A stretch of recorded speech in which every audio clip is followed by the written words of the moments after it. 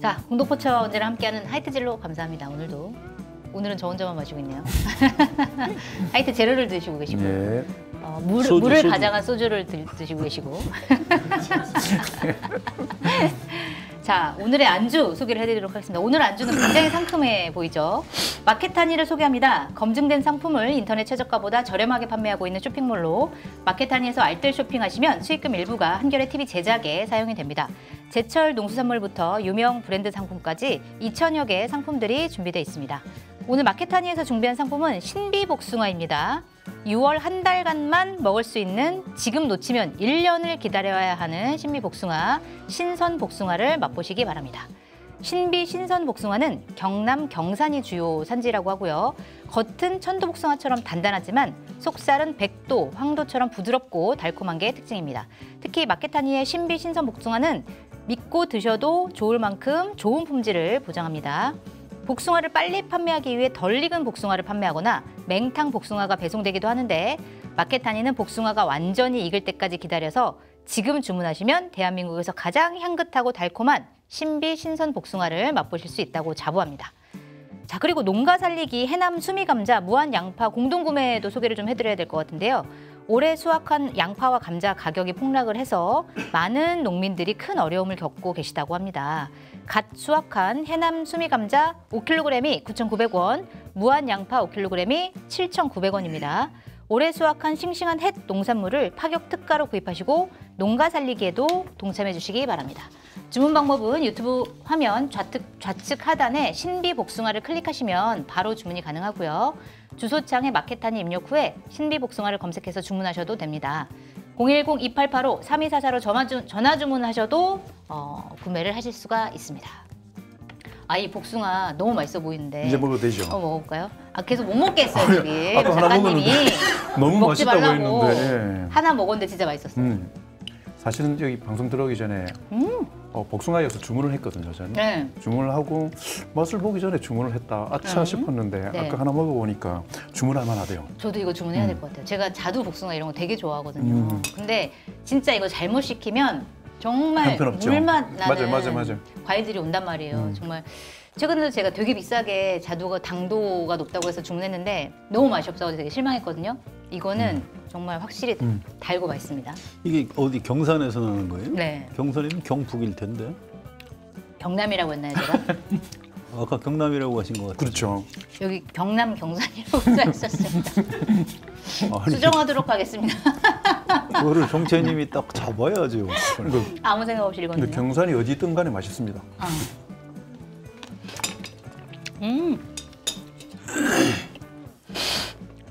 자꾸 애들 이야기하게 되는데 어린 네. 애들이 있으면 간식 뭐 줄까 이것도 되게 고민이거든요. 그럼요. 그래서 사실 건강 간식 줘야죠. 부담 없이 바로 딱 주문했던 게 애들 먹기 좋겠네요. 네. 껍질 부드러워서. 제먹어도. 그리고 이게 과일이 껍질에 영양소가 많이 있다고 하잖아요. 그래서 이거 껍질까지 먹을 수 있어서 좋은 것 같아요. 저 감자는 왜 안 드세요? 감자는 조리가 안 됐습니다. 쪄달라고 할 걸 그랬나요? 그렇죠. 저것까지 먹으라고 하진 않죠. 생감자를 아무리 방송이지만 드리진 그렇죠. 않습니다. 근데 감자는 모르겠는데 무한 양파도 있다고 있죠. 네, 무한 양파. 전에 아는 지인 통해서 무한 양파를 하나, 와, 이 양파가 단단하더만요. 그래요? 그래서 이게 그것만 먹어도 몸이 되게 건강해지는 느낌이 들어요. 아마 무한 쪽이 그게 특산물인 것 같던데 네. 다르대요. 특산물이 그 지역에서 나오는 걸 먹는 게 다르더라고요, 보니까. 이따가 양파도 감자 싸드릴 맛있네. 테니까 집에 가셔서 감자 요리를 해 드시고 다음 주에 어땠는지 평가를 해주시기 바랍니다. 지금 먹으라고만 하지 않으면 됩니다. 감자는 날걸로 안 먹죠? 고구마는 날걸 깎아서 네, 맞아요. 먹는데. 고구마는 생고구마 맛있잖아요. 생고구마 먹죠. 네. 예. 맛있죠. 감자는 감자는 못 먹는 건가요? 맛이 없어서 못 먹는 건가? 모르겠네요. 그렇죠. 못 먹는 거 아닐까요? 감자 살면서 별로 안 하는 게 없는 게 많아요? 감자 싹 거기 약간 독성이 있다고 들었던 것 맞아요. 감자 싹은 조심해야죠. 네. 복숭아 안 드십니까? 네. 뭐 드셔도 되는데 아니 저 이따 끝나고 먹으려고 아껴 아, 놓고요. 끝나고 드시려고. 이게 좀 방송에서 끝나고 몇 개 주십시오.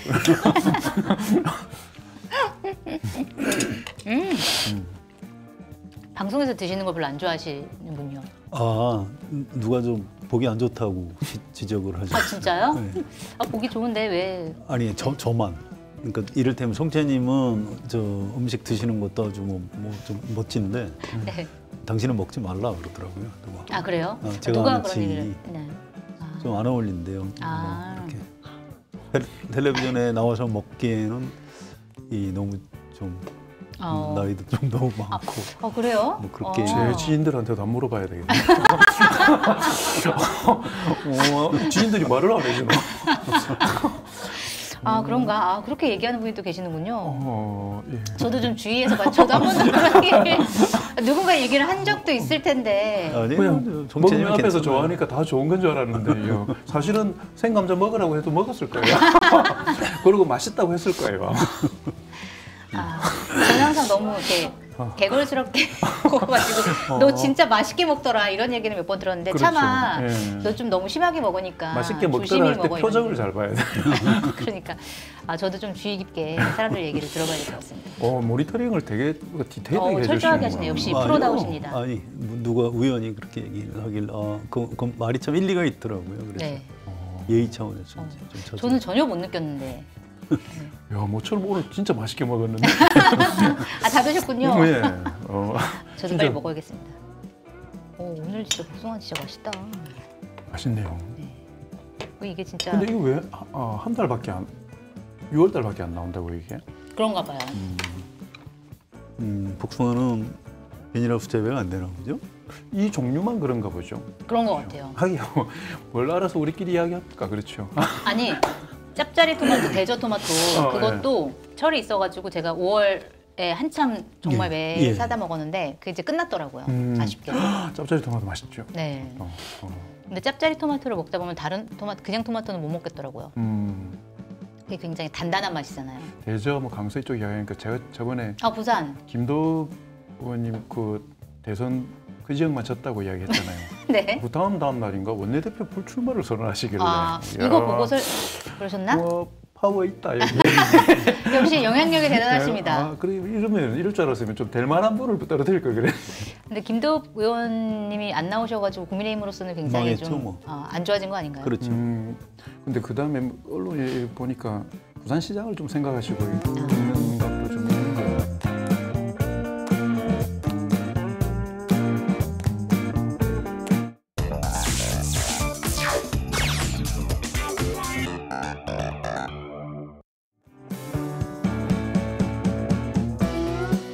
송채경화의 공동포차 시작하겠습니다. 안녕하세요. 저는 한겨레 송채경화 기자고요. 오늘도 수요일 공동포차를 책임지고 계신 두 분 소개해드리겠습니다. 일단 한겨레 송한영 정치부 선임 기자 나오셨습니다. 안녕하십니까. 그리고 우리의 장본님 장형철 한국사회여론연구소 부소장님 나와 계십니다. 반갑습니다. 네, 반갑습니다. 자, 오늘은 이재명 대통령으로서는 첫 국제 외교 무대였죠. G7 정상회의 참석한 얘기부터 해보도록 하겠습니다. 일단 많은 분들이 가장 관심을 가졌던 트럼프 미국 대통령과의 정상회담은 이제 무산이 됐어요. 뭐 우리 잘못은 아닌 것 같고 트럼프 대통령이 이제 이스라엘 이란 전쟁 때문에 조기 귀국을 하면서 약속을 어겼다 뭐 이런 이제 평가가 나오고 있는데 일단 굉장히 많은 정상들과 정상회담을 하고 또 뭐 간단하게 만나기도 하고 이렇게 얘기를 했는데 좀 이재명 대통령만의 특유의 좀 스타일이 있었던 것 같아요. 뭐 예를 들어서 호주 총리에게는 전화 통화할 때보다 젊어 보인다. 뭐 이런 농담을 던지기도 하고 브라질의 룰라 대통령을 만나서는 본인이 이제 소년공으로서 이제 일을 하다가 다친 이야기 이런 것들을 하기로 했는데 좀 첫 국제 외교 무대 평가를 해보시자면 총평 어떻게 해주시겠습니까? 이제 뭐 무난하게 출발했고요. 사실은 G7 회의에 가지 말자는 의견도 실제로 많이 있었어요. 네. 시간이 너무 없고 지금 국내 현안이 워낙 다급한 게 많다 보니까 그래서 고민을 한 것 같은데 어쨌든 일정을 줄여서 가는 쪽으로 했고 가서 뭐 대화 없이 일단 신고식이죠. 일종의 각 나라 정상들한테 내가 그 대한민국에서 6개월 전에 그 계엄하고 나서 내가 새로 뽑힌 대통령이다 이렇게 인사를 하는 자리였고요. 뭐 지켜보기도 뭐 모양이 참 좋았던 것 같고요. 네. 뭐 다음 주 나토 회의가 또 있나요? 네. 그걸 갈지 안 갈지 잘 모르겠어요. 그런데 이제 쉽지 않을 거예요. 이게 생각보다 이 외교부나 뭐 이런 데 사람들이 어떤 좀 뭐 약간 못된 트릭이 있냐면 네. 누가 대통령이 새로 되면 막 돌려요. 해외 전 순방을? 세계로. 예. 네. 정신없게 만드는 겁니다. 그래서 사실은 이제 외교부가 전통적으로 좀 개혁 대상인 적이 많았거든요. 이제 외교관들이 좀 보수적이고 하니까. 그래서 이제 일정을 자꾸 만듭니다. 그러면 대통령은 이제 기분 좋죠. 네. 뭐 정상회의, 뭐 국빈 방문 이런 거 하고. 근데 이제 그 사이에 이제 외교부 개혁은 물 건너가는 거고. 이제 그런 함정이 있는데 이번에는 그런 것 같지는 않고요. 우리 6개월 동안 공백이 있었기 때문에 이거는 워낙 중요합니다. 그래서 이재명 대통령을 설득을 했다고 그래요. 그래서 아직 안 왔나요? 네, 아직 도착은 뭐, 안 한 것 같습니다. 아무튼 뭐 굉장히 성공적으로 무난하게 대비했다 이렇게 평가합니다. 네.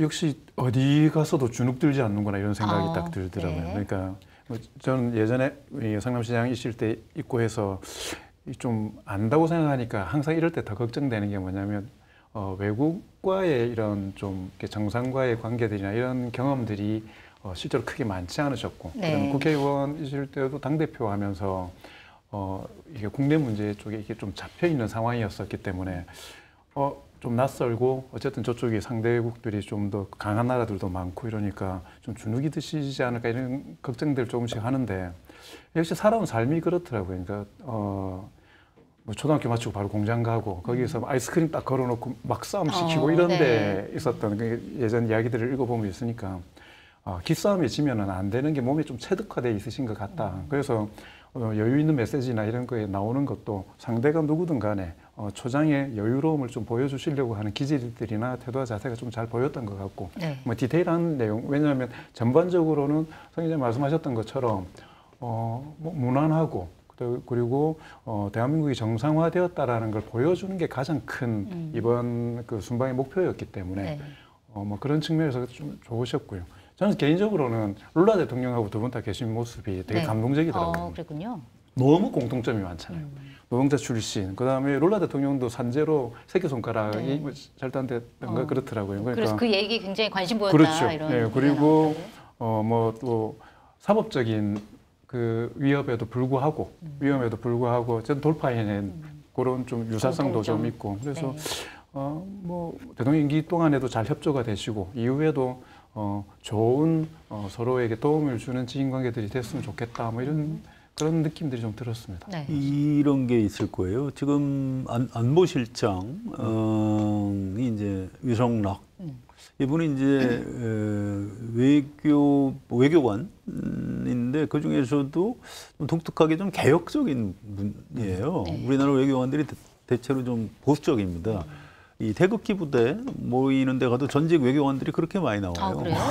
굉장히 우리나라 네. 특이한 현상입니다. 전 세계적으로 어느 나라든 사실은 외무부 직원, 외교부 직원들은 좀 리버럴 쪽에 가까운데 이상하게 우리나라는 이 보수, 수구 쪽이 훨씬 많은데 이 위성락 실장은 뭐 동맹파, 자주파할 때 동맹파로 분류가 되긴 하지만 우리나라 현실적으로 미국이 우리 외교에 뭐 한 7, 80%를 차지한다. 이건 현실이다. 네. 이걸 인정하고 출발해야 된다라고 기본적인 생각을 하면서도 굉장히 외교부 이대로 가면 안 된다. 개혁해야 된다.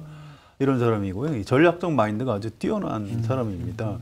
이분이 사실은 대선 전에 의원 시절에 뵌 적이 있는데 물어봤어요. 뭘 하고 싶으시냐 그랬더니 아니 뭐 내가 임명권자가 아닌데 내가 얘기할 수는 없고 다만 갈수록 이 정상 외교가 워낙 중요한데 정상들이 일단 뭔가 외교 안보 사안이 생겼을 때 1차적인 판단을 할 때 바로 옆에 누가 있느냐가 중요하답니다. 그래서 꼭 뭐 본인이 하겠다는 뜻은 아니지만 그래서 굉장히 안보실장이 중요하다. 그러니까 이름도 조금 안보실장보다는 사실은 외교안보실장이 더 맞는 거다. 이런 얘기를 하시는 걸 보고 안보실장을 하고 싶으신가 보다.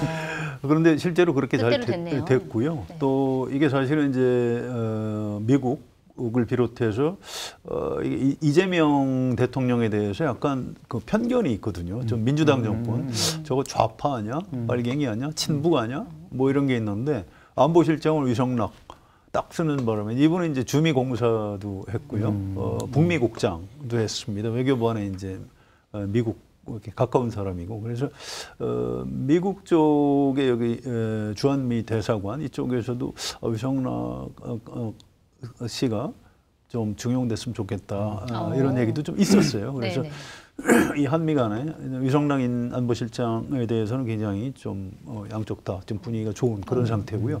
실제로 이분 굉장히 아주 뛰어난 전략가이고 기동력이 있는 사람입니다. 연세는 좀 많으신 편인데 이번에 이제 이재명 대통령 국제외교 국제 무대에 이렇게 데뷔하는 근데 이제 위성락 실장이 옆에 쭉 하면서 브리핑 해주고 정확히 하는 걸 보니까 일단 국민의 한 사람으로서 안심이 확 되더라고요. 그래서 아주 외교안보팀 인사는 아주 잘 됐다 이렇게 평가를 합니다. 네.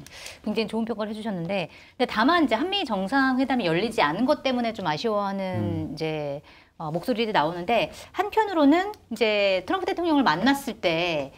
과연 무슨 얘기가 나올 것이냐, 관세 협상도 있고 뭐 방위비 분담금 얘기도 있고 그런 여러 가지 얘기들을 딱 닥쳐서 준비가 안 된 상태에서 하는 것보다는 오히려 조금 이게 늦춰진 게 우리한테는 다행일 수 있다 이런 평가도 나오는 것 같은데 두 분 평가 어떤지 좀 궁금하고 언제쯤 그러면 한미 정상회담 하게 될지 그런 것도 좀 궁금하네요. 그러니까 저도 이번에 너무 짧은 준비 기간이 있었는데 사실은 준비가 제일 많이 필요한 상대가 트럼프 물론 미국 대통령이기 때문에도 그렇지만 스타일이 그렇잖아요. 네. 너무나 즉흥적이기 때문에 예상해야 될 경우의 수들이 너무 많은 사람이라서 그리고 거기에서 정확하게 좀 맞받아치거나 옆으로 비껴나가거나 이런 전략들이 순간적으로 너무 필요한 사람이기 때문에 그럴 경우에 준비가 훨씬 많이 필요한데 저는 오히려 이 사안 자체가 우리 쪽의 사안이 아니고 물론 전 세계 연결이 안 돼 있는 건 없지만 미국의 좀 급박한 사안 때문에 그쪽이 일정을 조정할 수밖에 없는 상황이 됐지 않습니까? 네.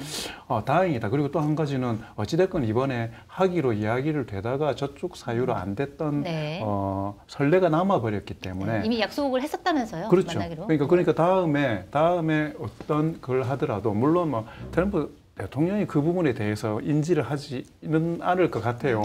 사람의 특성상. 내가 한번 약속을 어겼으니 이번엔 봐줘야지 이런 생각을 하는 사람이 아니다. 누구 뭐 이럴 수도 있는데 근데 어쨌든 이게 정상 간의 회의지만 그 밑에서 준비하는 주체들이 얼마나 시스템이 움직이는 거지 않습니까? 거기에서 이런 좀 지나온 부분들에 대해서 기억을 할 거기 때문에 아까 이야기했지만 처음에 갔을 때 캐나다 전화보다 훨씬 더 호주 저는 보는데 이런 이야기를 그 자리에서 하겠습니까? 모든 멘트들이 사실은 준비된 상황에서 그렇겠죠. 골라 쓰는 거지 않습니까? 그러면은 당연히 미국 쪽에서 준비를 할 때 지난번에 만나기로 했었는데 좀 늦어졌다라는 걸 가장 자연스러운 대화의 톤으로 넣을 거라고 저는 생각하거든요.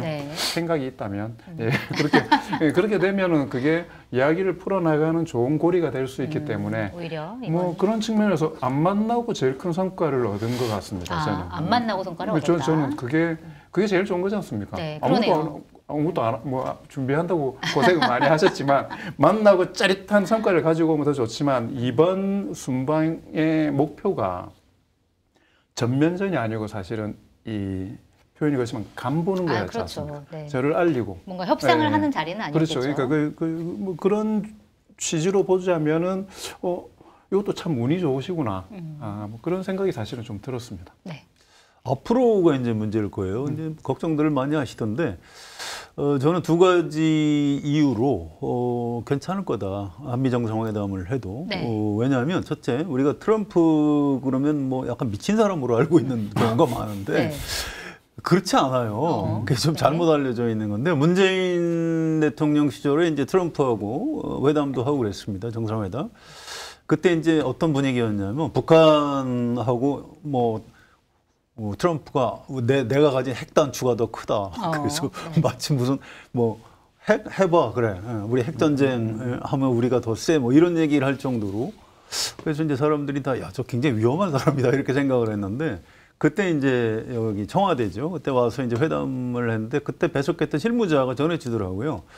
트럼프 대통령이 우리 문재인 대통령하고 우리 참모들을 이제 좀 안심을 시키기 위해서 내가 그 김정은하고 이 기싸움에서 이렇게 밀리지 않으려면 내가 약간 미친 척을 할 수밖에 없는 거지. 네. 너무 진짜 걱정- 미친 사람은 아니다. 진짜 맥락을 나름 설명을 해줬군요. 맥락을 정확히 설명을 해주더래요. 또 손을 딱 붙잡고.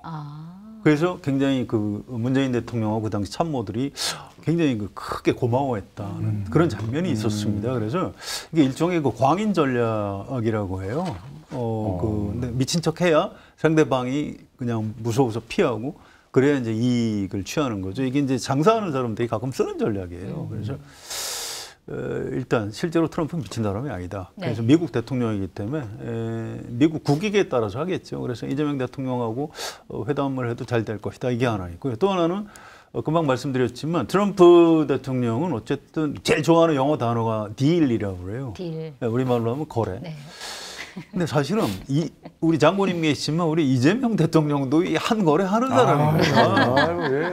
전 그 두 분 케미가 굉장히 맞습니다. 잘 맞을 거라고 지금 생각을 해요. 네. 그래서 지금 굉장히 좀 비관론은 있지만 저는 반대로 괜찮을 것이다. 두고 봐라. 전 지금 이런 쪽 얘기를 많이 하고 있습니다. 약간 불안해하기보다는 좀 약간 흥미롭게 지켜볼 필요는 있겠네요. 그렇습니다. 제가 볼 때는 트럼프 대통령도 세상에 경험하지 못한 스타일을 만나게 되실 겁니다. 아, 이런 정상도 있었고. 근데 트럼프 이야기 나오셨고 이게 언론에서도 많이 나온 거니까 그 제가 청와대에 있을 때 그 문재인 정부 때 국민소통 수석실에 있었으니까 그때는 외국 정상하고 통화를 하게 되면 안보 쪽하고 또 그걸 브리핑을 하고 알려야 되니까 수석이 들어가거나 대변인이 들어가거나 뭐 이렇게 해서 옆에서 그 내용들을 같이 듣거든요. 네. 그러고 나서 그 내용들을 쭉 정리를 해가지고 어떤 걸 브리핑을 할 건지 그다음에 실제로 필요한 조치들을 하는 거니까 우연히 사실 그 업무 하나를 보게 됐는데 그 네. 통화 내용 전체를 근데, 다.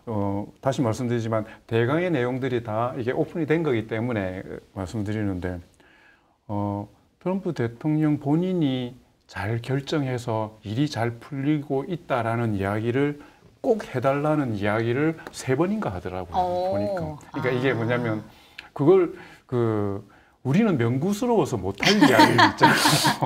근데 그걸 말씀하셨던 대로 뭐 이게 광인은 아닐지 모르겠지만 그런 부분에 있어가지고 본인의 세일즈, 그다음에 자국 이익을 위한 세일즈에서는 대단히 직접적이고 도전적이고 그러네요. 적나라하게 하는 그런 분인 것 같더라고요. 근데 오히려 저는 그런 측면에서 말씀하셨던 것처럼 이재명 대통령도 한수하시기 때문에 재밌을 것 같습니다. 만만치 않은 두 명이 예, 만나면 예, 어떤 예. 케미 폭발을 이뤄낼지 예. 좀 궁금해지는 현실적으로 미국은 초강대국이고요. 가불 관계에서 우리가 확실한 의리예요. 우리 자존심 좀 상하긴 하지만 그 인정해야 되고요. 이재명 대통령이 그런 거 모를 사람 아닙니다. 문재인 대통령 시절에 그 전화 통화 저도 이제 그 내용을 좀 전에 들은 적이 있는데 막 속이 상하더라고요. 우리나라 대통령이 트럼프한테 이렇게까지 어떻게 보면 약 비굴할 정도로 막 아부성 발언을 하는데 그 어쩔 수 없어요. 우리 현실입니다. 그래서 뭐 지금도 그런 뭐 상황은 사실 이어지고 있는 겁니다. 그래서 이제 사전에 외교부 전문가들하고 철저히 대비하고 거기다가 이재명 대통령이 굉장히 치밀한 사람이거든요. 네. 근데 준비해서 하면 굉장히 뛰어난 그런 전술 전략가이기 때문에 뭐 기대하셔도 좋다. 저는 이렇게 해서. 알겠습니다. 이게 언제가 될지 모르겠는데 뭐 이번에 나토에 가서 또 만나게 될지 아니면 그 이후가 될지 모르겠지만 한번 기대를 해보도록 하고 미국 대통령을 못 만났지만 한일 정상회담은 진행이 됐습니다. 한 30여 분 정도 진행이 됐다라고 하고 어쨌든 회담 직후에 대통령실이 발표를 한 게 한미일 공조를 계속하기로 했고 한일 간에도 협력을 심화하기로 했다라고 얘기했어요. 뭐 과거사라든지 이런 안 좋은 얘기들은 하지 않은 것 같고 자, 그랬을 때 이재명 대통령이 앞으로 한일 관계 어떻게 이끌어 나갈지 이건 어떻게 될까요?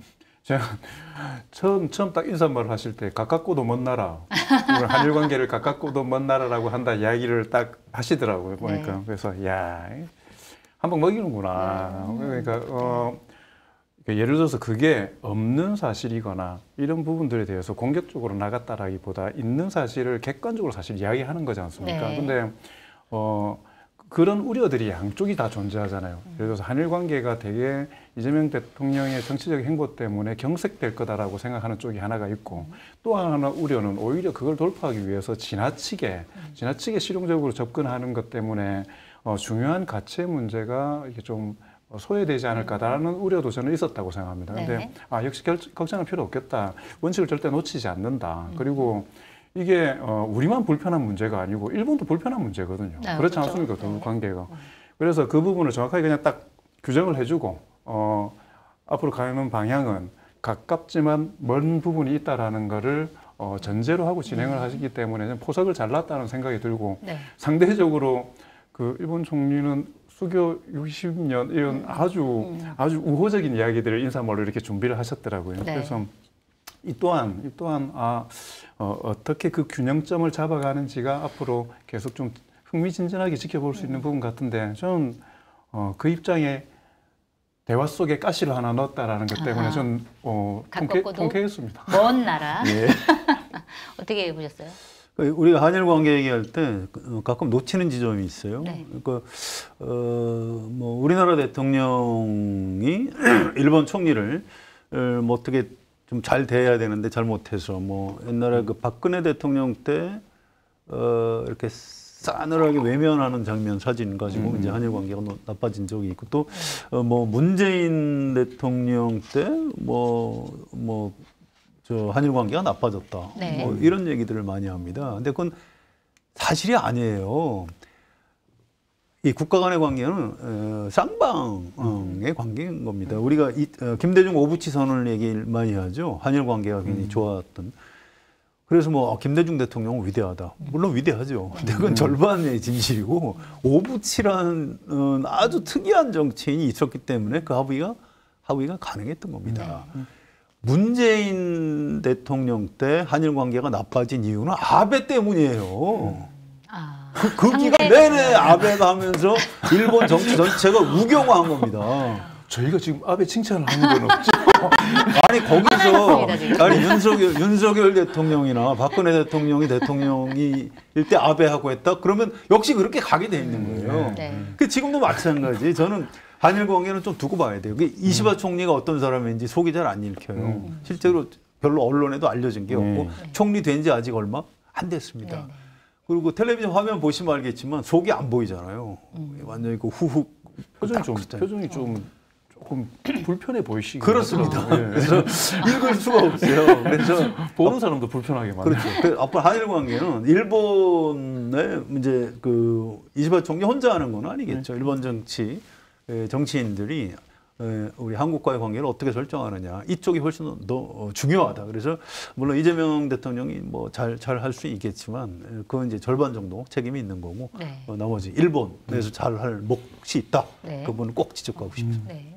그렇죠. 뭐 외교는 상대가 있는 이제 싸움이니까 어쨌든 어떻게 해서든 뭐 미국과의 관계든 일본과의 관계든 좀 잘 구축해 나갔으면 좋겠다 이런 생각이 들고요. 자, 이번에는 김용현 전 장관 및 내란 주요 피의자들이 줄줄이 지금 석방될 가능성에 대한 우려가 나오고 있는 얘기 한번 해보도록 하겠습니다. 일단 법원이 김용현 전 국방부 장관에 대해서 조건부 보석을 허락을 했어요. 뭐 예를 들어서 보증금을 납부하고 뭐 주거에 제한을 두고 증거인멸하면 안 되고 그다음에 관련자와 접촉 금지하고 이런 여러 가지 조건을 걸었는데 김용현 전 장관이 이거를 거부했습니다. 그리고 나는 26일에 아무런 조건 없이 석방될 수 있는데 구속 기간 만료로 왜 이걸 내가 받아들이냐라고 하는 의도인 것 같아요.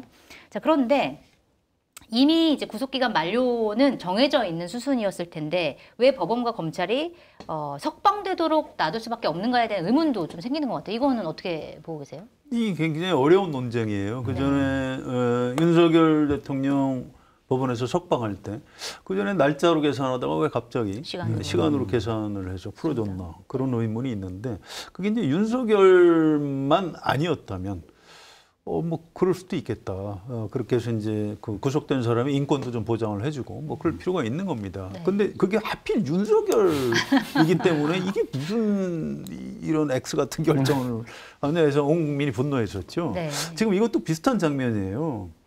사실은 6개월에 웬만한 형사 재판 1심 선고가 나옵니다. 네. 그래서 구속을 두 달 해서 6개월밖에 못 하는 거예요. 근데 이제 이건 엄청난 내란 외환 뭐 이런 범죄는 그렇게 재판이 빨리 끝날 수가 없죠. 이제 그러다 보니까 벌써 6개월이 지났지 않습니까? 네. 그러니까 이제 사실은 불구속 재판 원칙에 따라서 풀어주는 게 맞아요. 일반론으로는. 그런데 내란의 2인자인 김용현을 그것 때문에 풀어줘? 네. 이거는 국민 감정상은 용납이 안 되는 거예요. 그래서 이게 법률적인 차원하고 국민 상식하고의 괴리가 있는 겁니다. 이게 과거에 박근혜 대통령 때도 이제 이 문제가 딱 걸렸어요. 대법원인가에 갔을 때 그 기한을 넘겨갖고 풀어줘야 되는 것 아니냐 이런 논쟁이 있었는데 검찰에서 다른 혐의로 추가 기소를 하면서 그걸로 영장을 또 받았습니다. 지난번에 영장이 안 들어가 있던 SK하고 어느 기업체 두 군데 돈 뜯어낸 네. 이거를 따로 영장을 받아서 6개월 정도 시간을 더 벌었죠. 이번에도 그렇게 해야 될 거 아니냐? 네. 안 하는 거예요. 검찰도 안 하고. 왜 안 하는 걸까요? 그냥 뭐 원칙을 지켜야 된다 이러고 있는데 하필 김용 의원을 갖고 또 원칙을 지키겠다 그러니까 자, 억장이 무너지는데 이건 할 수 없어요. 이거는 어차피 그 내란 특검 시작되면은 검찰 경찰 수사 중단하고 내란 특검으로 다 와야 되거든요. 네. 여기서 다른 혐의로 기소 네. 하면서 영장 받아서 빨리 구속시켜야 됩니다. 네. 그 방법밖에 없어요. 네. 저는 그냥 늘 말씀드리지만 전 법을 잘 모르기 때문에 네. 근데 뉴스 보면서 이게 무슨 일인가 싶더라고요. 네. 보석해 준다니까 보석으로 안 나가겠다고 하고 있고 이게 뭐 이런 말도 안 되는 이런 이 부끄러운 일이잖아요. 이게 그걸 나가라고 하는 사람도 부끄러운 거고 안 나가겠다고 우기는 놈도 사람도 부끄러운 네. 거고. 진심이 나왔습니다. 방금. 네, 그러네요. 예, 그 민주당 원내대표가 딱 그렇게 규정하더라고요. 심우정 검찰총장과 지기현 판사 등 내란 기득권 카르텔의 네. 그 작품 그게 가장 좀 정확한 그 이외에는 원인을 찾기가 어렵기 때문에. 근데 오히려 저는 그렇게 드는 게 3대 특검이 뭐 집권 초반에 바로 하는 것에 대해서 뭐 국민들은 대다수가 동의를 하지만 네. 어찌됐건 간에 일부 국민의힘을 위시한 세력들이 시작하자마자 보복부터 시작하냐 뭐 이런 여러 가지 이야기들을 해왔지 않습니까? 근데 오히려 이런 건들이 자꾸 축적이 되면 특검을 해야 되는구나. 맡겨놔서는 안 되겠구나. 그리고 검찰개혁 여러 가지 법안들이 나오고 이제 로드맵이 이제 진행이 될 건데 가만히 두면 안 되겠구나라는 국민적인 여론과 지지와 동의를 얻기에 네. 오히려 자충수를 두고 있는 거다라는 생각이 듭니다. 그럴 수 있겠네요. 아까 말씀하셨던 것처럼 열받거든요. 네. 화가 나 죽겠거든요. 이게 어떻게 되냐면 윤석열 그 전 대통령 풀려날 때의 감정이 자꾸 살아나는 거예요. 네. 사람들이. 네. 끊임없이 안 좋은 거는 다 그 사람이 소환되는 거 아닙니까? 지금. 그렇기 때문에 네. 오히려 요거는 특검이 활동하기 좀 더 좋아지는 분위기들이 만들어지는구나. 그런 면에 있어서의 긍정성은 있다라고 저는 생각을 합니다.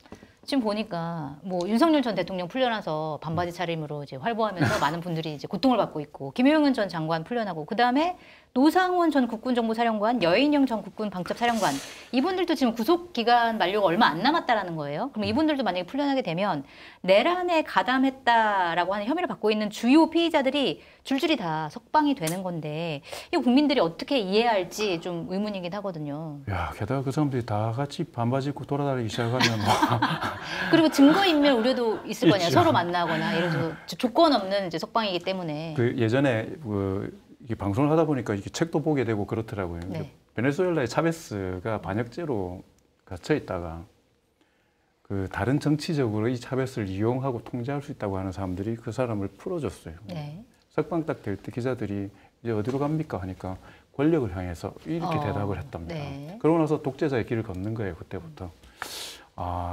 물론 지금 세상이 다르죠.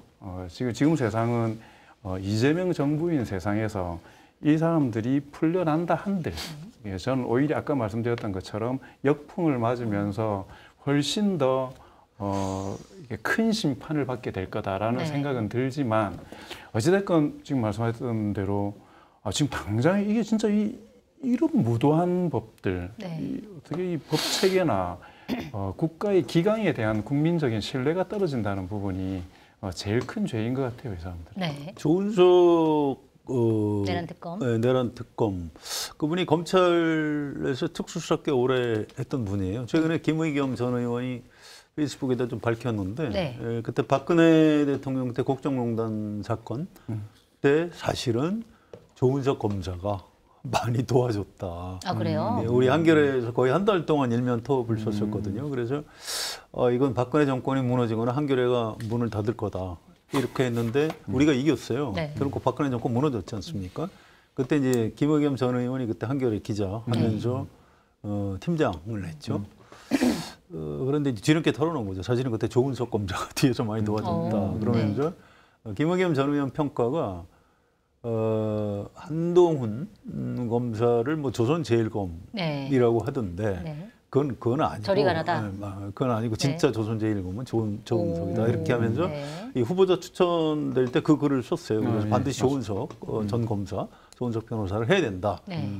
근데 실제로 그렇게 됐어요. 그래서 저는 이 조은석 특검이 특수수사라는 게 법률적인 것만 따지는 게 아니거든요. 국민 상식과 법 감정을 굉장히 중시합니다. 그래서 이분이 아마 싹 네. 다 다시 구속시킬 것이다. 이렇게 기대를 하고 있습니다. 기대가 되네요, 예, 진짜. 기대하셔도 좋습니다. 알겠습니다. 앞으로 특검, 특히 내란 특검, 조은석 특검이 어떤 활약을 할지 좀 지켜보도록 하겠습니다. 오늘 뭐 기대할 게 많네요. 그러네요. 또 외교도 기대해야 되고, 네. 특검도 기대해야 되고. 세상이 바뀌긴 바뀌었습니다. 이것도 좀 기대를 하고 있습니다. 김건희 씨, 도이치모터스 주가 조작 의혹 관련해서 최근에 이 김건희 씨 혐의를 뭐 약간 뒷받침할 녹음 파일이 공개가 됐다 이러면서 어제 뭐 JTBC 등등 일부 언론에서 단독 보도를 썼습니다. 그러니까 이제 이게 무혐의 처분이 됐는데 최근에 이제 재수사를 시작을 했죠. 재수사하는 과정에서 미래에셋을 추가로 압수수색을 했고 여기서 이제 김건희 여사의 음성 파일을 확보를 했다라는 건데 거기에 이제 무슨 내용이 있냐면 다른 사람과 통화하는 내용에서 그쪽에서 주가를 관리하고 있고 계좌 관리 쪽에서 수익금을 40%가량으로 과도하게 요구한다라는 취지의 발언을 한 이제 육성 파일이 확보가 된 거죠. 이거는 이제 김건희 씨가 시세 조정 사실을 알았느냐 몰랐냐가 굉장히 중요한데 알았을 가능성에 대한 정황 증거다 이런 이제 얘기가 나오는 건데 이게 사실은 도이치모터스 주가 조작이라는 건 굉장히 긴 시간 동안 이제 수사를 해온 건데 이런 결정적인 증거가 이제 와서 확보된 이유도 좀 궁금하고. 좀 검찰이 원래 갖고 있다가 이거 숨겨놓고 있다가 이제 와서 이거 공개한 거 아니야? 정권이 바뀌니까 뭐 이런 생각도 들고 어떻게 봐야 되나요? 그렇게까지는 아니겠죠. 근데 그동안 압수수색해서 그거를 발견할 수 있는 걸 뻔히 알면서도 안 했다고 생각이 돼요. 네. 김건희라는 사람이 검찰총장 부인일 때부터 봐준 거죠. 거기다 또 대통령 부인이 됐으니 그걸 어떻게 수사하겠습니까? 그러니까 저기 들어가서 뒤지면 뭐 나온다는 걸 모를 정도로 검사들이 아둔하지 않거든요. 근데 그동안 봐줬다가 지금 이제 다급하니까 이게 잘못하면 검찰청이 폐쇄? 네, 그러니까 되게 생겼으니까 급하죠. 그러니까 이제 뒤늦게 서둘고 있는데 제가 볼 때 이미 늦었어요. 지난 4, 5년 동안 너무 심하게 야당 탄압. 그러니까 이재명 야당 대표를 죽이려고 법률적으로 사법살인 비슷하게 하려고 그렇게 열심히 하고 또 이제 윤석열, 김건희 이쪽에 대해서 뭐 아무것도 아니라고 뭐 이렇게 지금 이제 이 죄과를 치를 수밖에 없을 겁니다. 네. 어쨌든 검찰 이것도 하다가 김건희 특검이 출범을 하면 그리 다 넘겨야 돼요. 네. 역시 김건희 여사의 운명도 저는 그냥 여사라고 할게요. 네. 뭐 전직이지만 김건희 여사 운명도 특검, 민중기 특검이죠. 그분 손으로 넘어갈 것이다. 네. 아마 감옥은 피할 수가 없을 것이다. 수 이렇게 없다. 예측을 합니다. 기대가 되십니까? 기대까지는 아닙니다. 적을 푸죠. 예. 네. 이게 그거잖아요. 부실 수사냐, 은폐 수사냐 이 두 가지잖아요. 네. 예. 고의적인 부실 그렇죠. 수사로 그러니까 저는 고의적 부실 수사. 원래 아는 놈이 더 무서워요. 네. 그러니까 저기를 찍으면 넘어진다는 걸 아니까 그렇죠. 피할 수 있는 거지 않습니까? 네. 그러면은 이거는 사실은 수사 결과로는 부실한 거고 본질적으로는 은폐하려고 했던 거고 이 두 가지가 다 결합되는 것이기 때문에. 그러네요. 근데 말씀하셨던 대로 누가 봐도 그랬구나라는 걸 알 수 있는데 이번에 그 증거를 내밀었다는 거는 네. 이게 부실인지 은폐인지를 다 자백하는 것이지 않습니까? 그럼에도 불구하고 해야 된다라고 생각할 만큼 절박한 거죠, 지금은요. 네. 그래서 아까 이야기했던 것처럼 차근차근 특검과 검찰 개혁을 위한 동의의 수준들이 차근차근 높아질 것들이 축적되고 있다라는 쌓이고 생각이 있다. 듭니다. 예, 기대합니다. 자, 그리고 김건희 씨 같은 경우에는 검찰에서 3차 출석을 통보했는데 그 통보를 받자마자 바로 병원에 입원을 했다. 이게 보도 나온 거 보니까 이제 우울증이 좀 심화됐다. 그래서 입원이 필요하다. 이런 얘기가 나오는데 사실은 뭐 진짜 아픈 걸 수도 있지만 수사를 앞두고 있기 때문에 이제 병원으로 간 거 아니냐 뭐 이런 얘기도 나와요. 근데 뭐 과거 경제인들도 그렇지만 정치인들도 이런 수사를 앞두고 뭐 입원을 했거나 이런 사례들이 좀 있을 것 같은데 어떤가요? 뭐 많죠. 전직 대통령들도 감옥에 있다가 몸이 아파서 병원에 가고. 근데 그거는 꾀병은 아니에요. 네. 실제로 아픕니다. 또 뭐 이 스트레스성 우울증이라고 하던데 저는 첫날에 허리병이라고 잘못 들었어요. 그래서 그렇죠. 허리는 그건 꾀병인 것 같다 이렇게 했는데 그 다음 날 이제 스트레스성 우울증이라고 해서 그럼 그럴 수 있겠다. 원래 그 전에도 약간 우울증 뭐 그런 게 좀 있었습니다. 네. 김건희 여사. 그래서 네. 아마 이제 검찰이나 특검에 의해서 자기가 곧 감옥 갈 것 같다 이렇게 생각을 하니까 이제 밥도 잘 못 먹고 네. 뭐 우울증 증상도 오고 그런 거라고 해요. 근데 뭐 그렇다고 해서 뭐 구속을 피할 수 있을 것 같지는 않고요. 뭐 네. 이것도 특검이 잘 판단을 할 겁니다. 이런 문제가 좀 어려운 게 그거지 않습니까? 인간적으로 네. 이해하려고 들면 그 사람의 공공한 처지가 얼마나 힘들겠냐 생각하겠지만 그 개인과 집단들이 끼친 해악을 생각하면 네. 냉정하게 봐야 되는 거잖아요. 제가 봤을 때 역사적으로 보니까 보통 이럴 경우에 아팠던 사람이 서서히 회복되는 거는 네. 역으로 희망이 있을 때 아하. 국민들이 망각할 거다. 네. 시간이 자기 편이다라는 생각이 들면 버티다가 서서히 일어납니다. 근데 기적적으로 한 방에 탁 일어나는 방식은 버텨도 소용없겠구나라는 분위기가 딱 서는 순간에 네. 역대 누워있다가 벌떡 일어나는 사람들이 되게 그래요? 많죠. 그렇죠. 왜냐하면 병원에 있다고 해서 도움이 되지 않기 때문에. 아하. 이건 기본적인 전제로 아까도 말씀드렸던 것처럼 아기를 가지고 사실은 해석을 하는 겁니다. 그러니까 뭐 아프시겠지만 좀 당장 시기적으로 너무 공교롭기도 하고 네. 그래서 어떠한 피해 나갈 수 있는 희망의 근거도 없기 때문에 그다음에 특검이 아까 말씀하셨던 대로 본격화되고 하면 어쩔 수 없이 일어나서 그 다음 법적인 처분들을 응할 수밖에 없을 거라는 생각이 듭니다. 알겠습니다. 그리고 이것도 사실 김건희 씨 관련된 내용이긴 한데 한겨레 단독으로 오늘 보도가 나왔어요. 그러니까 윤석열 전 대통령 부부, 그러니까 김건희 씨 포함해서 공천 개입 의혹이 나왔었는데 이거를 수사하던 검찰이 이제 지난해 총선 당시에 국민의힘 예비 후보로 나섰다가 공천에서 배제됐던 김상민 전 부정검사가 총선 뒤에 총선에는 못 나갔지만 그 이후에 이제 국정원장 법률특보로 임명된 과정이 윤석열 전 대통령의 직권남용 아니냐 이거에 대해서 수사 중이라고 했는데.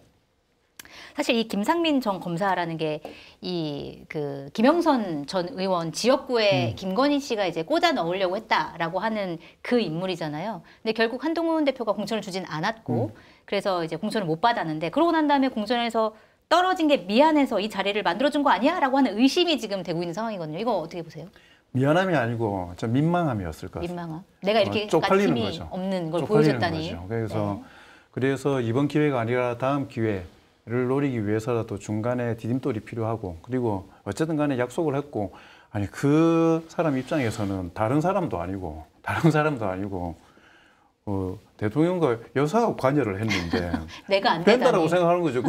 그냥 집에서 배지 달고 자지 않았겠습니까? 이렇게 나는 이제 이 배지는 내 거라 생각을 했을 건데 네. 이게 무너졌을 경우에 생기는 뭐 반감 이런 것도 있지만은 이게 뭐지 이런 게 있을 거고 또 특히나 윤석열 전 대통령의 기질상 되게 이렇게 그 본인의 네. 그걸 이렇게 과시하려고 하는 스타일이잖아요. 근데 네. 그게 이 헛다리를 짚어버린 거지 않습니까? 그래서 뭐 민망함, 그다음에 보상, 그다음에 그 다음 단계를 위해서도 이력의 관리가 그 사람에게도 필요할 부분들이 있을 거고 종합적으로 그런 부분들을 무마하기 위한 뭐 액션이었다고 생각을 합니다. 네.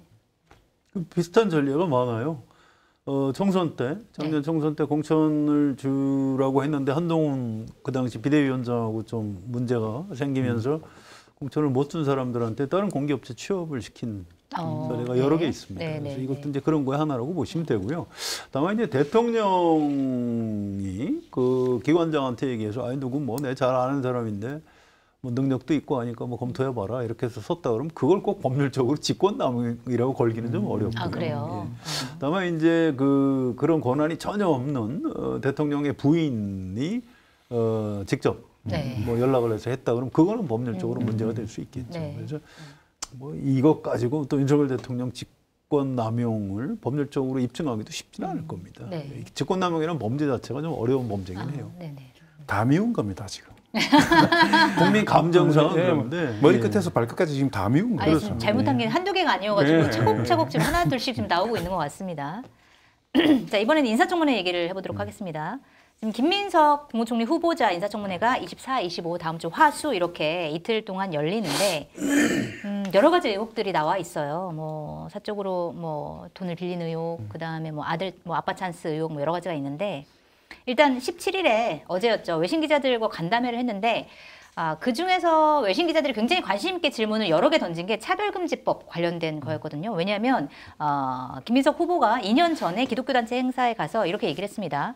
모든 인간이 동성애를 택했을 때 인류는 지속 가능하지 못하다. 보편적 차별금지법에 동의하지 않는다. 이렇게 얘기를 한 게 굉장히 논란이 됐고 그래서 이거에 대해서 외신 기자들이 질문을 했더니 어제는 이렇게 대답을 했습니다. 자신의 개인적인 또는 종교적인 신념에 기초해서 차별금지법을 비판할 때 자신이 처벌을 받는 것 아닌가 하는 또는 그러한 절박한 반대의 목소리도 있다. 라고 이제 반대 목소리를 전하면서 뭐 사실 차별이 있어서는 안 되지만 이 차별금지법을 제정하기 위해서는 여러 가지 사회적인 대화가 필요하다 이렇게 얘기를 한 건데 이게 사실은 뭐 이재명 대통령도 토론회 과정에서 차별금지법 얘기가 나왔을 때 원칙적으로 동의를 하지만 지금 당장 이거를 입법하기에는 약간의 시기적으로 조금 고려를 해봐야 된다 이런 취지로 대답을 한 적이 있어요. 일단 국무총리 후보자로서의 과거 발언, 그다음에 현재 발언 이거는 좀 어떻게 평가하세요? 김민석 후보자 발언이 틀린 거죠, 뭐. 이거 이재명 대통령 말이 맞아요. 네. 우리가 차별금지 방향으로 가야죠. 근데 현실적으로 지금 이 문제를 사회적 대화를 거치지 않고 단박에 풀려니까 좀 쉽지가 않다. 시간을 좀 더 갖고 하자. 뭐 그게 맞는 얘기입니다. 그런데 이제 김민석 후보자 아까 그 뭐라고 그랬죠? 차별금지법을 반대하면 내가 처벌받는 거 아니냐? 그게 네. 그 한국말 맞아요? 그러니까 사실도 아닌 이야기고 무슨 그런 네. 소리를 하는지 모르겠고요. 이게 개신교 대형교회에서 이 동성애 반대, 차별금지법 절대 안 된다. 이걸 내세우는 이유가 있습니다. 물론 명분은 성경을 보면 하나님이 인간을 남녀로 창조했고 동물도 뭐 이렇게 암컷 수컷으로 창조했는데 이게 이제 하나님의 섭리에 어긋난다 이런 주장이죠. 그건 명분일 뿐이고요. 사실은 이 일종의 캠페인입니다. 기획 사업이에요. 옛날에 한때 이슬람 국가에다가 우리가 선교사 보내야 된다. 그래서 이제 그 명분으로 이제 그 뭐 기도도 하고 헌금도 걷고 막 이렇게 일종의 사업이죠. 근데 어느 날 그 사고가 났죠. 엄청난 사고가 나와서 네, 문제가 네. 됐습니다. 네. 그 바람에 그 사업은 접고 대신 찾아낸 게 반동성애 사업이에요. 네. 자, 이게 민주당 정권이 집권하고 좌파가 세상을 잡으면 하나님의 섭리에 어긋나서 동성애가 막 확산된다. 그것은 거짓말이에요. 이 과학자들이 알고 있는 겁니다. 이 사람도 그렇고 뭐 물고기도 그렇고 일종의 그 동성애의 비율이 어느 정도가 딱 있어요. 네. 그게 뭐 확대가 된다고요? 이 무슨 감염이 되나요? 동성애가? 그렇지 않아요. 네. 그건 굉장히 비과학적인 거짓말입니다. 근데 그걸 교회 열심히 나가시고 뭐 착한 일을 하는 건 좋은데 그걸 정치인들이 그 얘기를 그대로 버젓이 이렇게 한다? 저는 그 도저히 동의할 수 없고요. 네. 이 부분은 아주 비판받아 마땅하다고 생각합니다. 네. 네.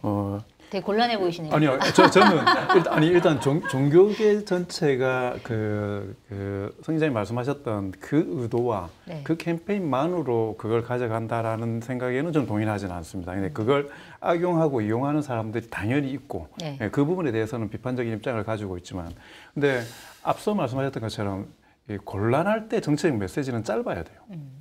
오히려 곤란할 때는 있는 그대로 이야기하고 짧게 이야기하는 게 가장 자신감 있어 보이는데 이걸 자꾸 설명하고 설득하려고 하니까 이야기가 앞뒤가 없이 좀 아까 저도 안 맞아요. 저도 그래서 적어놨습니다.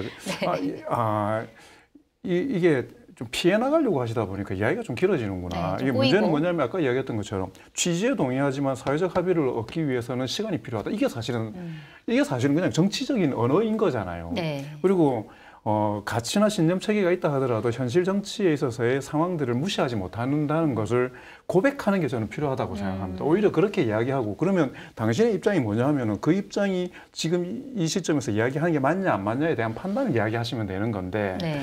이걸 자꾸 모두에게 박수 받으려고 하는 방향으로 가려고 하다 보니까 말이 자꾸 꼬이는 것 같아요. 그래서 좀 기본적으로 차별금지법 제정에 찬성한다는 얘기는 하지 않은 그렇죠. 것 같아요. 근데 저는 네. 2년 전 이 발언은 명백하게 네. 저는 이게 잘못한 거라고 생각합니다. 그 동성애나 차별금지법을 이 관점으로 바라본다는 거는 근본적인 취지에 대해서라기보다 이걸 반대하는 논리들의 가장 뾰족한 면만을 받아들인 것 같아서 이 부분에 대해서는 저는 그냥 잘못했다라고 하면 돼요. 그때 생각이 좀 달랐다라고 이야기하면 되는 거고. 근데 저는 차별금지법 이걸 보면서 의원들에게 맡겨놓으면요 이거 못합니다. 네. 왜냐하면 실제로 아까 말씀하셨던 것처럼 그게 조작이 되었건 그 의도적으로 네. 조직되었건 간에 기획되었던 간에 유권자들 중에 차별금지법이라고 하면 그냥 딱 동성애를 찬성하고 확산하는 거라는 인식이 생각보다 광범위하게 펴져 있어요. 네. 그리고 차별금지법 뭐 이렇게 발의한 의원들에 대한 공격이 또 그렇죠. 상당하더라고요. 이게 표의 문제 아닙니까? 네. 표의 문제이기 때문에 저는 그냥 딱 제안을 딱 드리고 싶은 게 뭐냐면 선거 가까이 있을 때 이 이야기하기는 정치 세력은 되게 어렵습니다. 네. 그래서 저는 지방선거 끝나고 네. 의원들이 입법을 단독으로 하는 거 가지고도 어렵습니다. 네. 그러면 이럴 때 어떤 정당성을 가질 수 있냐면 이럴 때 좋은 게 전당원 투표 이런 거라고요. 전당원 투표로 당론을 확보하는 방식으로 가면 네. 당원들이나 집단지성이 가지고 있는 현명함이 있습니다. 그분들이 생각하는 위험 부담이 좀 적기도 하기 때문에 솔직하게 가치 체계에 대해서 자기의 의사를 반영하고 그러면 그게 당론으로 정해졌을 경우에 네.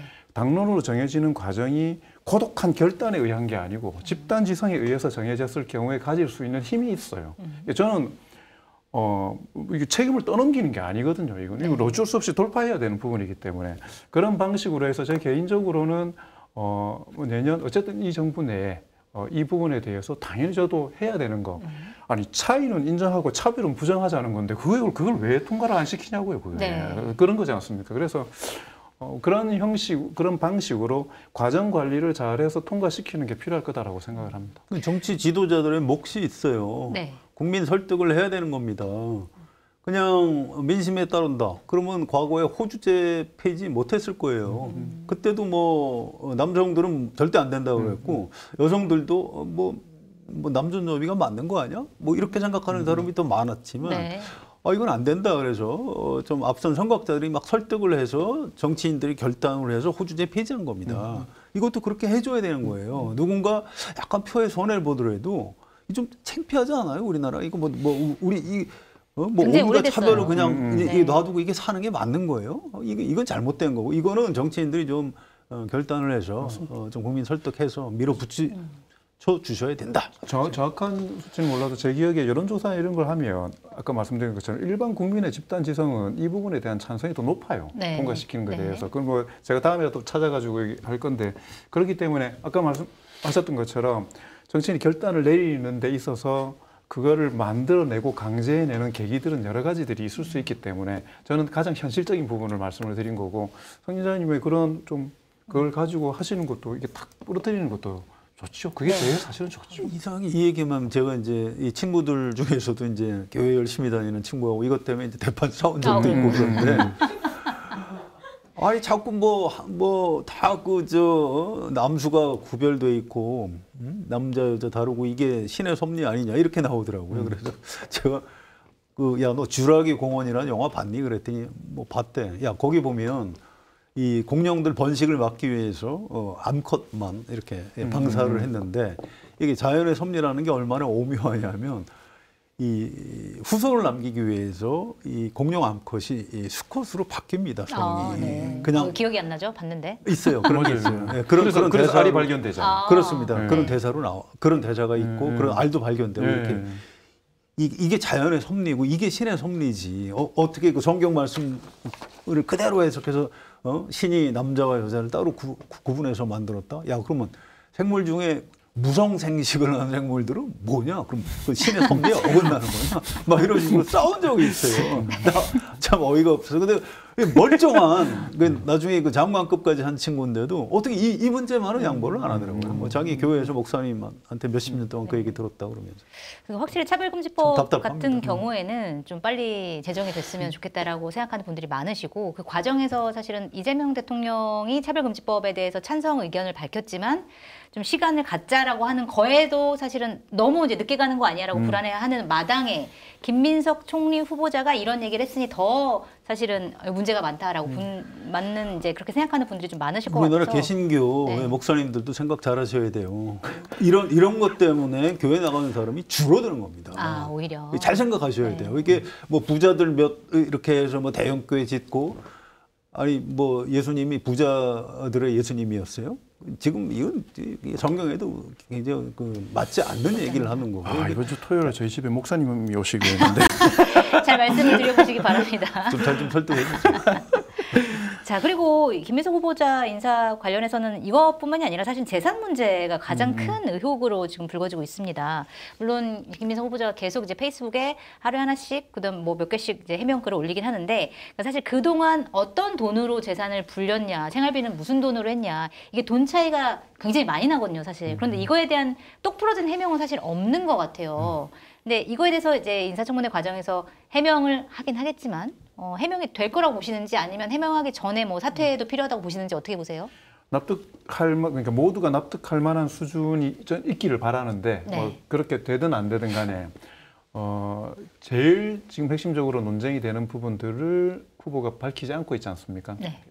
미리 밝히면 그 부분에서 또 저는 파생될 게 있을 거라고 생각하기 때문에 전략적으로 좀 안 밝히는 거다. 저는 뭐 개인적으로 그렇기를 바라고요. 네. 왜냐하면 제일 첫 총리를 지명해서 이제 진행하고 있는 상황이고 그리고 두 가지입니다. 이재명 정부의 성공을 위해서도 어떻게든 돌파해서 탄력을 갖고 가야 된다라는 것.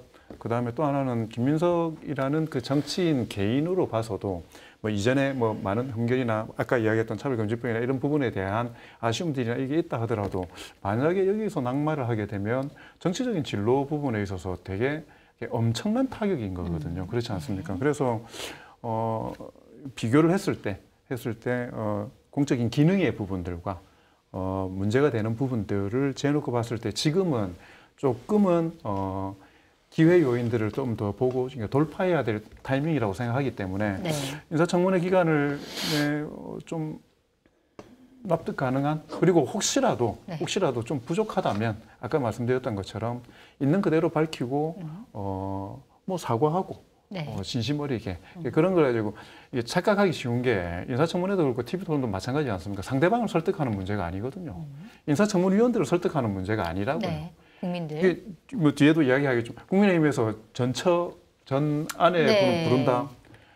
그거는 상대방만 보니까 그렇게 하면은 부끄럽고 그래서 물러나라 이렇게 이야기하지만 한 발만 떨어지면 어이구 옹색한 놈들 이렇게 되는 거예요. 전략을 좀 잘못 짠 것 같긴 합니다. 그래서 저는 국민들에게 어떤 공감대를 줄 수 있을 거냐, 울림을 줄 수 있을 거며 논리를 줄 수 있을 거냐를 제일 1차적으로 생각하셔가지고 네. 분노하지 않고 대응을 했으면 페이스북 글에서 약간의 분노가 좀 보이기 때문에 그냥 네. 그렇게 차분하게 그렇게 해서 대응을 하셨으면 좋겠습니다. 네. 태도는 잘못됐어요. 이상하잖아요. 네. 누가 봐도. 그럼 설명을 하고 뭐 청문회 때 가서 제가 정확히 말씀드리겠습니다. 그래서 그냥 며칠 욕을 먹는 게 맞는 거지. 네. 지금 막 자기가 화를 내면 어떡해요? 그럴 것 같으면 국무총리 후보자 지명을 안 받았어야지. 그걸 받아놓고 화를 내시면 어떡해요? 이 고위 공직자에 대한 검증 과정인 겁니다. 맞습니다. 이건 김민석 후보자 전 태도가 틀렸다 이렇게 생각을 하고요. 네. 근데 이게 과거에 고위공직자들이 무슨 위장 전입이다 아니면 뭐가 있네 논문 표절 네. 뭐 이런 거 그거는 뭐 이건 아니다 이런 사정이 있다. 그런데 아무튼 이건 뭐 내가 잘못됐다 이렇게 뭐 사과하면은 넘어갈 수 있는 문제인데 이건 이제 돈이 몇 억이 걸려 있고 이게 설명이 아직은 안 되고 있어요. 그래서 이 부분은 이거 의혹 해소가 쉽지 않아 보이는데 이거는 청문회 이틀 동안 지켜봐야 될 것 같습니다. 거기서 상식적으로 그랬구나 이렇게 납득이 되면 넘어가는 거고요. 그렇지 않으면 이게 임명동의는 받겠죠. 국회에서 민주당이 절대 다수 의석이니까. 그러면 그 욕을 이재명 대통령이 먹는 겁니다. 그 정권 초기부터 부담이 될 수가 있어요. 그래서 좀 굉장히 좀 뭔가 좀 분위기가 안 좋습니다. 그래서 저도 인사청문회 이틀 동안 어떻게 진행되는지 굉장히 좀 그 관심 있게 보려고 이렇게 생각하고 있습니다. 알겠습니다. 다음 주 24, 25 수요일까지 인사청문회가 이루어지니까 우리가 또 다음 주 수요일에 기대해 보시죠. 오늘 기대입니다. 기대. 어느 정도 해명이 나와 있는 상황에서 그 해명이 적절한지 한번 판단을 내려보도록 하겠습니다. 자, 그리고 장관 인선이 지금 좀 늦어지고 있다 이런 얘기들이 나오고 있는데 여러 가지 뭐 얘기들이 나와요. 왜 늦어지고 있냐, 뭐 지금 순방간 문제도 있겠지만 그 중에서 언론 보도에 나온 게 그 인사 실무를 김현지 대통령실 총무비서관 등등 그 소수의 성남 경기 라인이 주도하면서 이 작업 속도가 안 나는 거 아니냐, 뭐 이런 얘기 나오거든요. 성남 라인으로서 과거 성남 라인으로서 실제로 이런 분들이 하고 계신 건지도 궁금하고 이게 또 그 이재명 대통령의 인사 스타일도 좀 궁금해요. 그냥 본인이 굉장히 오랫동안 같이 일해서 검증된 사람을 기용하는 건지 아니면 깜짝 발탁 스타일인지 여러 가지 스타일? 네, 어떻게 보세요? 근데 뭐 다른 정부하고 이렇게 비교하고 뭐 이래서 그렇긴 한데 이제 2주 지났잖아요. 네, 얼마 안 지났다. 그러니까 이게 조금 늦어지는 게 좋으냐, 서둘러서 잘못하는 게 좋으냐, 저는 이 문제가 있다라고 생각합니다. 그래서 일단은 너무 좀 급하게 생각하지 말자.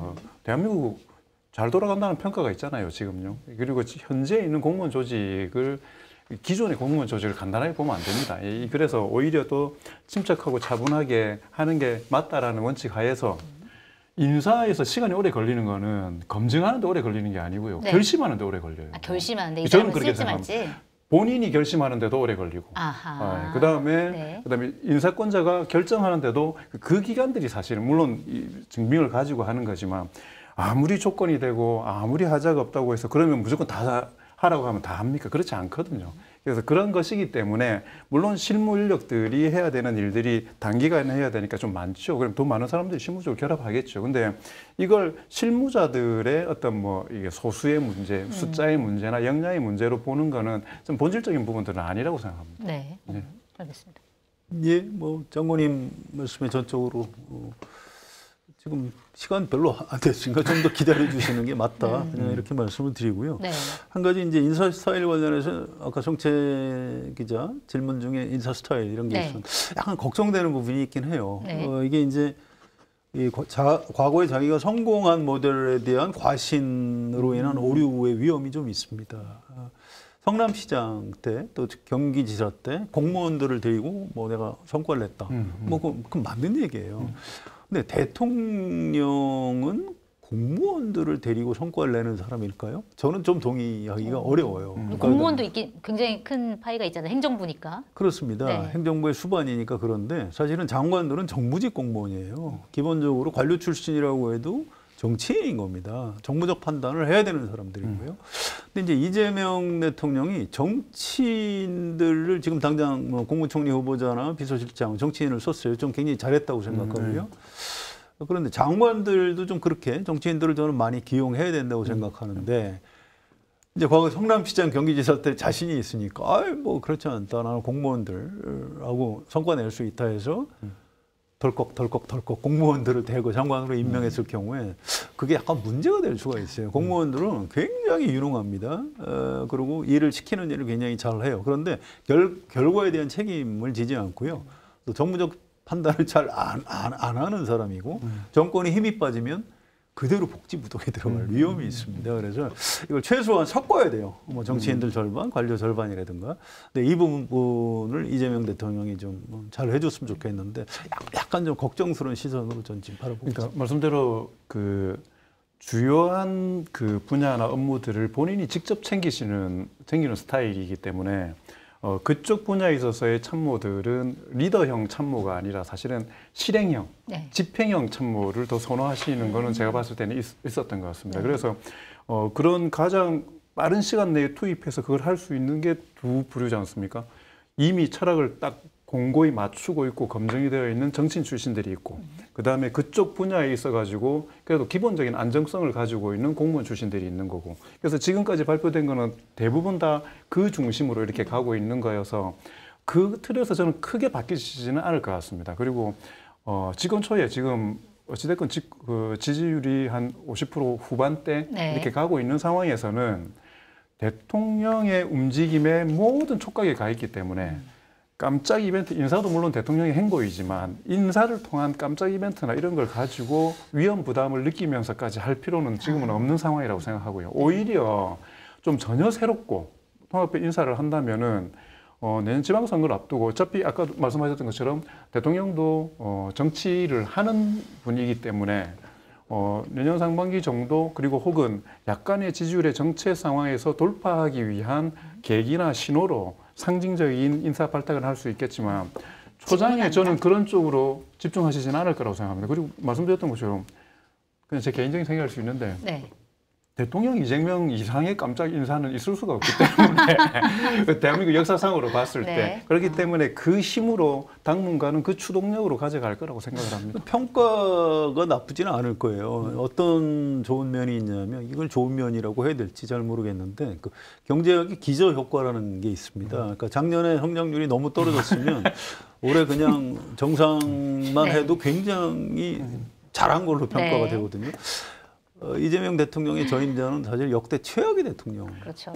때문에 번전만 하셔도 뭐 그만하면 잘하는 거 아니야? 이제 지금 현재 평가가 그런 거예요. 그래서 사실은 이재명 대통령 그렇게 싫어하는 사람들이 많지만 생각보다는 지금 중도층이 많이 와줘서 평가가 괜찮은 편입니다. 맞습니다. 그래서 요 정도 스탠스를 계속 유지하는 게 굉장히 중요하다 이렇게 네, 생각합니다. 뭐 이재명 대통령의 말대로 끝났을 때, 끝나갈 때 결과가 좋은 지지율이 좋은 그런 대통령으로 남았으면 좋겠다 이런 생각을 하고요. 오늘 안주 소개해드리고 마지막 이슈 넘어가도록 하겠습니다. 마켓하니를 소개합니다. 검증된 상품을 인터넷 최저가보다 저렴하게 판매하고 있는 쇼핑몰로 마켓하니에서 알뜰 쇼핑하시면 수익금 일부가 한겨레 TV 제작에 사용이 됩니다. 오늘 마켓하니에서 준비한 상품은 신비복숭아입니다. 6월 한 달간만 먹을 수 있는 지금 놓치면 1년을 기다려야 하는 신비복숭아인데요. 겉은 천도복숭아처럼 단단하지만 속살은 백도 황도처럼 부드럽고 달콤한 게 특징입니다. 특히 마켓하니의 신비 신선 복숭아는 믿고 드셔도 좋을 만큼 좋은 품질을 보장합니다. 올해 수확한 양파와 감자도 파격 특가로 준비를 했습니다. 해남 수미감자와 무한 양파인데요. 가격 폭락으로 어려운 농가 살리기에도 동참해 주시기 바랍니다. 주문 방법은 유튜브 화면 좌측 하단에 보이는 신비복숭아를 클릭하시면 바로 주문이 가능하고요. 주소창에 마켓하니 입력 후에 신비복숭아를 검색해서 주문하셔도 됩니다. 010-2885-3244로 전화를 해주셔도 주문이 가능합니다. 자, 마지막 이슈는 국민의힘입니다. 자, 국민의힘에서는 송원석 국민의힘 원내대표가 당선이 됐어요. 60표를 얻었습니다. 그리고 지금 김용태 국민의힘 비대위원장이 제안한 5대 개혁안은 여기서 개혁 혁신위를 구성해가지고 그 안에서 이걸 할지 말지를 결정하겠다 이렇게 얘기를 하고 있는데 김용태 비대위원장은 반발하고 있습니다. 이거를 먼저 당원들한테 이걸 할지 말지를 먼저 물어보고 혁신위를 꾸리든지 말든지 하자 뭐 이런 얘기를 하고 있는데 일단은 송원석 원내대표가 60표를 얻은 이분은 이제 친윤계로 통하고 있는데 배경 뭐라고 판단하고 계세요? 역시 국민의힘은 TK 정당이다.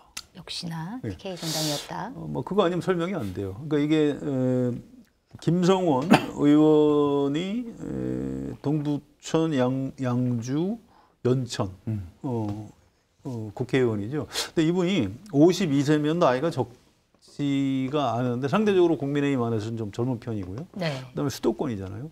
거기다 이제 이분이 친한동훈계입니다. 그런데 30표 받았더라고요. 네. 친한동훈계가 정확히는 한 10몇 명밖에 안 되는데 표를 좀 더 받긴 했는데 그래도 역시 다수 국민의힘의 대부분 영남 중심으로 그 의원들은 그냥 소원석으로 가지 뭐 이렇게 된 겁니다.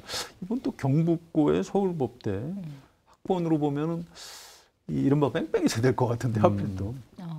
그래서 이제 앞으로 전당대회 할 때 또 김문수 전 후보가 다시 또 대표가 되신다면 그분도 이제 경북고. 그래서 역시 그 TK 자민련으로 점점 쪼그라드는 국민의힘. 굉장히 좀 안 좋은 그런 흐름의 연장이 지금 이어지고 있는 거고요. 그래서 이 김용태 비대위원장이 역할을 아무것도 못할 것 같아요. 그냥 6월 말까지 시간 끌다가 그냥 임기 만료. 예, 그냥 뭐 사실상 잘리는 거죠. 그렇게 해서 그냥 친윤석열 정당으로 그냥 명맥을 또 유지할 것 같다. 거기서 얘기하는 혁신. 이건 그냥 기대 안 하시는 게 좋습니다. 괜히 그 기대했다고 속만 상하실 거예요. 그냥 당분간은 뉴스 아이템으로 안 다루는 방법도 있어요. 아, 그래요? 이거 얘기하면 사실 좀 짜증나거든요. 오늘 유일하게 기대 안 해요.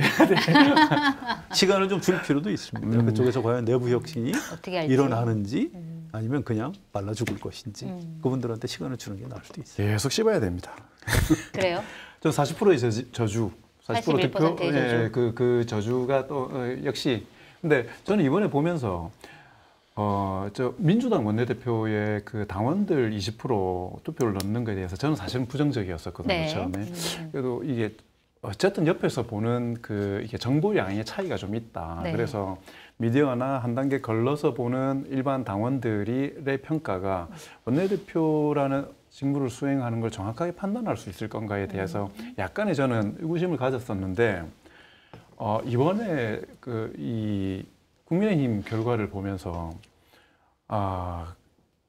빼치들이 더 아는 게 아니다. 이게 민심과 너무 괴리돼 있다. 네, 그리고 오히려 더 괴리돼 있을 수 있는. 이미 이들에게는 지금 다음 국회의원 선거까지 시간이 있기 때문에 그때까지 기회를 살릴 수 있는 시간적 간격이 있다라고 판단을 한 것 같아요. 네. 그리고 40% 정도 받았으니까 우리는 그냥 가면 된다. 의원들이 정당의 주요한 내용들을 결정하거나 그렇게 가서는 안 되고 당원들의 참여들을 좀 더 높이는 게 훨씬 지금 상황에 있어서는 정당의 민주화들 그리고 대중들의 여론들과의 교감이라는 측면에서 필요하겠구나라는 생각을 오히려 더 하게 되더라고요. 왜냐하면 의원들이 이번에 국민의힘 의원들이 뜨거한 거 아닙니까? 후보 교체하려고 할 때 당원들이 막아버린 거잖아요. 그렇죠. 그거를 네. 주도를 해버렸음에도 불구하고 똘똘 뭉쳐서 말도 안 되는 그걸 하려고 했었는데 그걸 당원들이 막아버렸기 때문에 집단지성에 대한 두려움이 이제 생겼다고 생각합니다. 그러니까 이제 혁신이 이걸 당원들 투표로 붙이자 못 받죠. 하면 네. 작살날 거라는 생각이 드는 건데. 네. 그래서 그렇다면 역으로 국민의힘이 혹은 민주당이 지금 민주정당으로서 계속해서 유지하기 위해서는 당원들의 직접 민주주의가 대안이 될 수 있겠다라는 생각이 이번 기회에 저는 확실히 오히려 그 들더라고요. 당에서는 네. 당원들이 조금 민주적으로 뭔가를 오히려 의견을 더 더 낼 있죠. 수 있는 예. 방안이 필요합니다. 이해관계보다 아까 이야기했던 것처럼 생각보다 가치 지향성들이 당원들에게 더 있을 수가 있습니다. 그래서 그런 부분들 그리고 실제 민심을 반영하는 거기 때문에 그래서 김용태 위원장이 그렇게 당원 투표로 혁신을 그렇죠. 정하자라고 그렇게 얘기를 가는 했는데 거죠. 이제 예. 그게 받아들여지지 않는 상황. 8월 달에 아마 전당대회를 할 것 같아요. 누가 되나요? 김문수 후보가 될 것 같아요. 네. 전반적으로 싸우는 분이 아니 근데 한동훈 전 대표가 안 지금 되더라고요. 나오냐 마냐 뭐 얘기를 하고 있어가지고 아마 할 겁니다. 나올 지금, 것 같으세요? 네, 달리 할 일이 없기 때문에 나올 거고요. 또 안철수 의원도 네. 할 거고 또 나경원? 나경원 이분도 네. 당연히 하실 거고 그렇게 되면 지금 현재 당심으로 보면 김문수가 되는데 네. 다만 한 가지 몇 년 전에 이제 그 전국 선거 3연패하고 전당대회에서 이준석 대표를 선출한 그 적이 남아 있다면 이번에 전당대회에서 기적이 일어날 수 있는 거고요. 네.